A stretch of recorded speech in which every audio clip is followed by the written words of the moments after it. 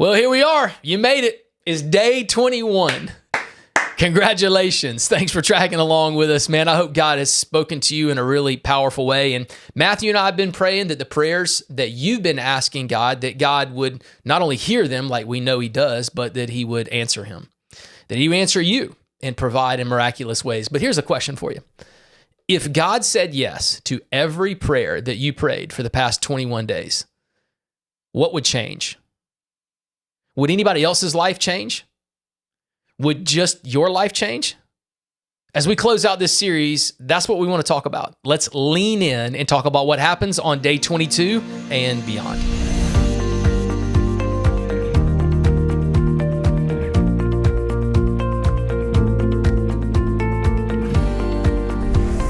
Matthew, I don't know if your grandparents ever told you this. Is kind of like an old-timey saying. I haven't heard it in a long time, but I've heard my grandma say, Nathan, you're like a dog chasing a car. You wouldn't know what to do with it if you caught it. And I feel like sometimes that can be our prayer life.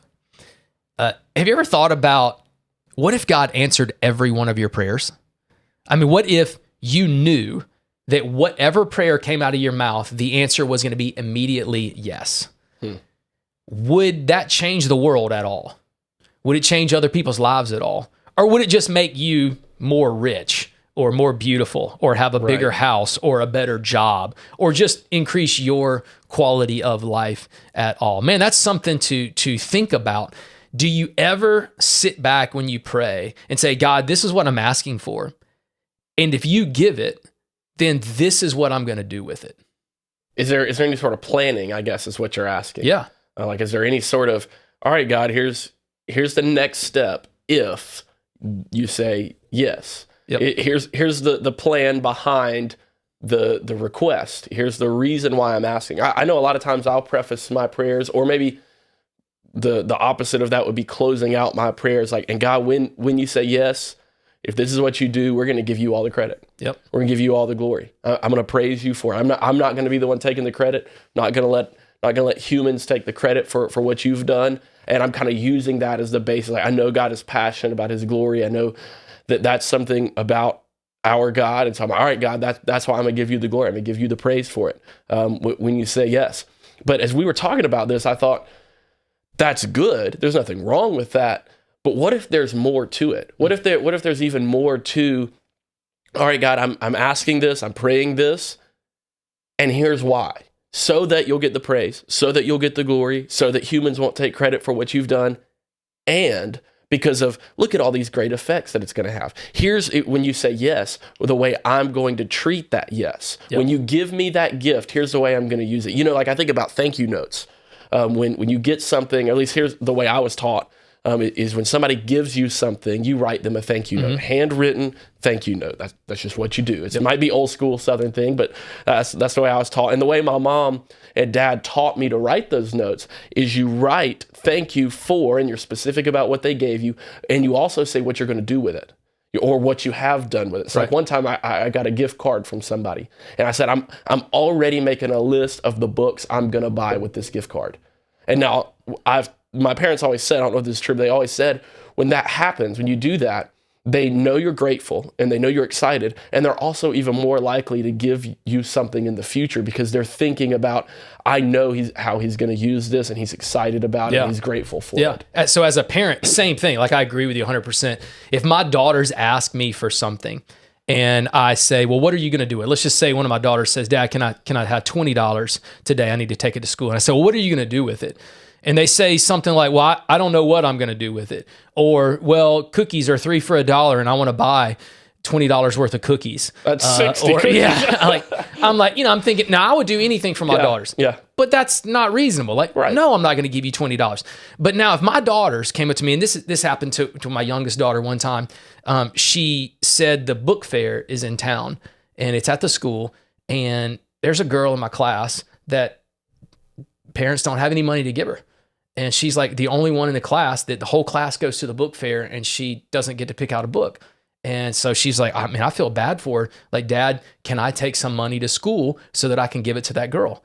And like, I hear an answer like that. And I'm you like, said, absolutely not. I said, of course, girl. Like, in fact, I was going to give you $10. I'll give you 20. And then you give her this 20. And so get a book, but also get a Paw Patrol poster, get Bluey erasers, get bubble gum, get candy. Like, I was so thrilled that my daughter was asking me for something. Right. And when she told me what she was going to do with it, I couldn't say no to that.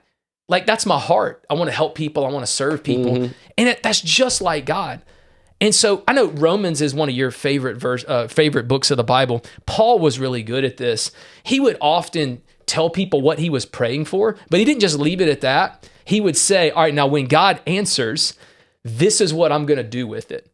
And in Romans, he tells the people in chapter 1, I would love to come and see you. I'm writing this letter to you, but I would love to come and see you. I'm praying that God will allow us to interact. And then he goes through the rest of the chapter saying, and if I get to see you, this is what I'm going to do. Man, I mean, there's so much to learn from that, right? About how to plan post prayer. Like, and I think on day 21, I mean, I think this is why you chose this topic for day 21, like just how perfect this is because, okay, we're done. Now what? Yeah. But when day 22 hits, like we don't have a day 22. We don't have a day 23. We don't have a day 24. Like we do 21 days of prayer. It's like, what does everybody do now? And so Paul in Romans 1, he has a couple different verses in verses 8 through 15 where he says, here's what I want. I'm praying. He says, I'm always in my prayers in verse 10, asking that somehow by God's will, I may succeed in coming to see you. Verse 11, I long to see you that I may impart to you a spiritual gift to strengthen you. Verse 13, he says, I don't want you to be unaware that I've often intended to come to you, but I haven't been able to up to this point. Verse 15, I'm eager to preach the gospel to you who are in Rome. And it's like this, here's what I'm asking God for. In my prayers, I'm asking that I could come to see you, that I could come preach the gospel to you. But so far, the answer hasn't been yes, but I'm praying and I'm hoping that's what God's going to allow me to do. And then verse 16, right after all that, he goes, I'm not ashamed of the gospel. And here's what the gospel is. It's the power of God unto salvation for those who believe, both Jew and Greek. And then from verse 15 and 16 on, through the rest of the other 15, 16 chapters of the book of Romans, he explains the gospel to them. Yeah. Like he's like, here's what I want. I want to come to Rome and preach the gospel to you. I'm asking God for that. And so when God says yes, here's what I'm going to do with it. I'm going to explain this gospel to you. I'm going to preach this gospel to you. And he just does it for 16 straight chapters in what most people call the greatest letter ever written. It's like, that's such a great way for us to learn what to do at the end of the 21 days. So I want to challenge you as you're praying, let's make a spiritual budget for the rest of the year. I know you have a financial budget that says, hey, I'm going to get my paycheck, and then my paycheck is going to be spent in these types of categories: bills and expenses and food and entertainment and savings. What if you did that with your prayer life? What if every time you ask God for something, you vocalized, and God, when you answer it, when you bless us, here's what I'm going to do with it. God, I'm asking that you provide for me a new job and a promotion that pays more money. And God, when that happens, I'm going to honor you with the increase. And God, I'm asking you to open up a door for opportunity. And God, when you do that, I'm going to be a faithful steward of it. Tell God what you're going to do with it. Just like my daughters tell me what they're going to do. And they know what I love. They know what I want to hear. They know what I care about. If you and I know what God cares about, and I think this is what Jesus meant when he says, man, you pray anything to the Father, ask anything in my name, and God will give it to you. If you know God and you know his heart and you know what he cares about and you know what he's commanded us to do, vocalize that to God. Why wouldn't God bless you if your intent was to bless him? Now, if you're just praying a bunch of prayers and if God says yes to them, they're all selfish and no one's life is going to change and nothing's going to get any better for anybody, no wonder God's not going to answer that. Right. Like God's not about you. God's about him. It's about his glory. It's about his name. It's about people coming into a relationship with him.